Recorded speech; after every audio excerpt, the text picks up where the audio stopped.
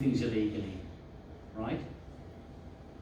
But if you have an opportunity, keep it short and simple. Make it easier for your staff.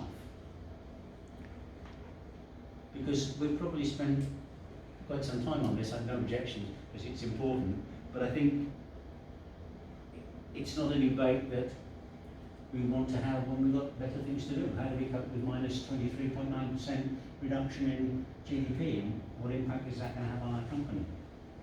But you will always get the people who say, I've got my 60 days, I'm entitled to it, so I'm going to keep it. And you cannot argue with them, you just have to remember it. Sorry.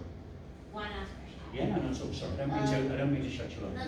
I just want to know the general percentage as to, like, would you say usually people give it 50-50? Sorry? In the payroll, Yeah. would you say that most companies keep it on an average of 50-50, or it's very much companies dependent? No, CTC. Yeah, CTC, but taxable and non-taxable. It's different companies do different things. Okay, so there's no There's no industry norm as far as I can see. Different companies will do different things. Okay.